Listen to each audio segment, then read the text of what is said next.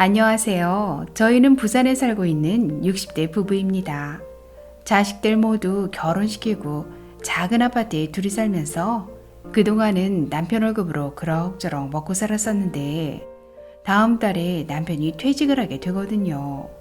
소득이라고는 남편이 국민연금 100만 원이 전부라서 벌써부터 걱정이 많답니다. 기초연금 신청하려면 아직 2, 3년은 남았는데 그리고 정말 걱정되는 건 건강보험료예요.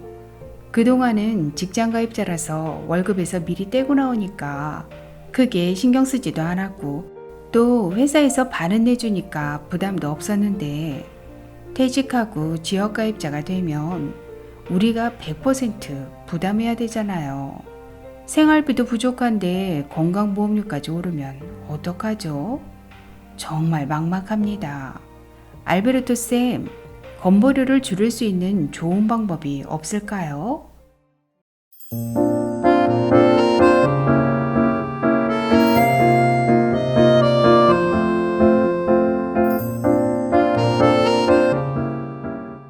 안녕하셨습니까? 행복한 인생의 막 알베르토입니다. 요즘 어르신들과 상담을 하다 보면 세금보다도 건강보험료에 대한 걱정이 더 많으십니다. 특히 퇴직을 앞둔 직장인의 가장 큰 고민거리는 단연 건강보험료일 텐데요. 오늘은 건보료 폭탄을 합법적으로 피하는 5가지 방법에 대해 아주 쉽게 설명해 드리겠습니다. 먼저 오늘 의뢰인 부부의 상황을 정리해보면 60대 부부 가구시고요. 자식들을 모두 결혼시키고 두 분이 작은 아파트에 살고 계십니다. 또한 남편이 다음 달에 퇴직하시면 소득은 국민연금 월 100만 원이 전부이십니다. 이제 남편분의 퇴직으로 인해 건강보험을 직장 가입자에서 지역 가입자로 변경해야 하는데 건강보험료 폭탄을 맞을까봐 현재 걱정이 많으신 상황입니다. 2021년 현재 대한민국의 건강보험제도 안에는 2가지 부류의 사람들이 존재합니다. 건강보험에 가입한 사람과 건강보험에 가입하지 않은 사람. 여기서 건강보험에 가입한 사람은 다시 직장가입자와 지역가입자로 나눌 수 있고요. 건강보험에 가입하지 않은 사람을 우리는 피부양자라고 부르고 있습니다. 그런데 직장가입자의 경우는 월급에서 원천징수를 하고 또한 회사에서 절반을 부담해주기 때문에 사실 건보료에 대해 크게 신경 쓰지 않는 것이 사실입니다. 그리고 피부양자는 보통 자녀의 직장건강보험에 등재되는 것이니까 매달 건보료를 한 푼도 내지 않습니다. 따라서 건보료 폭탄을 걱정해야 하는 분들은 오늘 의뢰인과 같이 건보료의 100%를 본인이 부담해야 하는 지역가입자입니다. 그럼 지금부터 지역가입자가 건보료 폭탄을 피하는 5가지 방법에 대해 설명해 드리겠습니다. 첫째, 임의 계속 가입을 신청한다. 퇴직해서 직장가입자로 변경된 후 건보료가 증가했다면 임의 계속 가입 신청을 추천드립니다. 임의 계속 가입을 신청하시면 퇴직 전 직장보험료 본인 부담분 수준으로 36개월까지 납부하실 수 있는 제도인데요.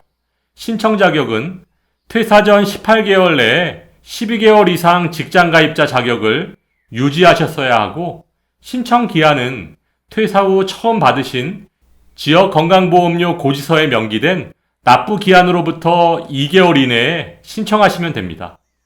신청 방법은 공단을 직접 방문하시거나 우편, 전화, 팩스 모두 가능합니다. 둘째, 직장 다니는 자녀의 피부양자로 등재한다. 피부양자로 등재되기 위해서는 가족 구성원, 소득, 재산 이렇게 3가지 조건을 충족해야 하는데요.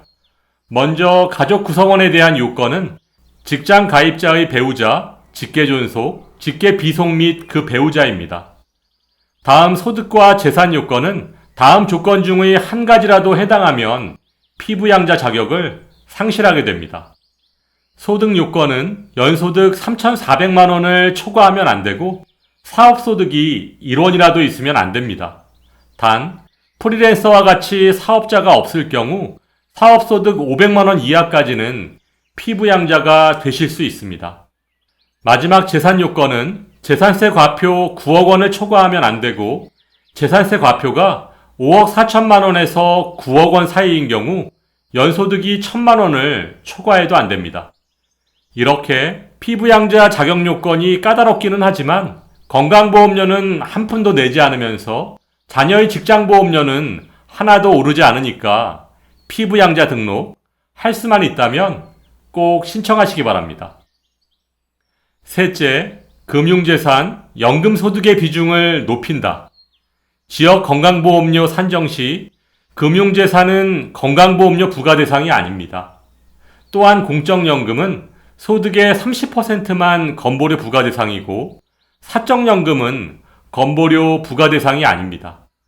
따라서 금융재산과 연금소득은 지역 건강보험료 산정에는 유리합니다. 하지만 기초연금을 생각한다면 정반대의 결과가 나옵니다.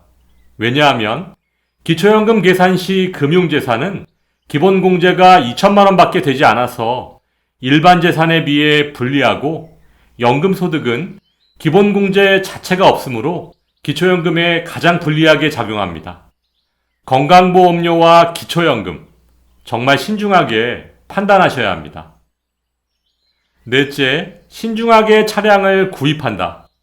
구입한 지 9년 미만의 자동차, 시가 4천만 원 이상의 자동차, 생계형 자동차가 아닌 경우, 배기량 1600cc 초과 자동차의 경우 지역 건보료 계산 시 재산 조건에 포함됩니다. 따라서 자동차를 구입하실 때 정말 신중하게 결정하시기 바랍니다. 다섯째, 재취업을 통해 직장 가입자로 등록한다. 앞에서 설명드렸듯이 직장 가입자는 건강보험료를 회사와 반반씩 부담하고 또한 소득에만 건보료를 부과하므로 소득, 재산, 자동차에 건보료를 부과하는 지역 가입자에 비해 상대적으로 유리합니다. 따라서 월급이 많지 않더라도 능력을 발휘하실 수 있는 일에 재취업하시는 것이 좋습니다. 그리고 재취업 후 1년 정도 있다가 퇴사를 하더라도 다시 임의계속 가입을 신청하시면 36개월간 직장가입자 수준의 건보료를 유지하실 수 있습니다. 할 수만 있다면 재취업에 꼭 도전해 보시기 바랍니다. 네, 그렇군요. 오늘 알베르토 선생님 설명을 듣고 나니 희망이 보이는 것 같아요. 먼저 직장 다니는 아들에게 피부양자 등록이 가능한지도 알아보고 그게 안 되면 이미 계속가입이라도 신청해서 36개월 동안 시간을 벌면서 재취업에도 도전해보고 할 수 있는 한 모두 신청해봐야겠어요. 오늘 유익한 정보 정말 감사드리고 친구들에게도 꼭 공유할게요. 오늘 말씀드린 것처럼 건보료를 포함한 모든 복지 서비스는 아는 만큼, 신청한 만큼 누리실 수 있습니다. 보다 적극적으로 신청하셔서 어르신들의 합법적인 권리를 꼭 찾으시길 바랍니다. 오늘도 알베르토가 여러분의 행복한 인생 2막을 응원하겠습니다. 행복한 하루 되세요. 좋아요, 구독, 그리고 알림과 공유는 좋은 콘텐츠를 만드는 힘이 됩니다.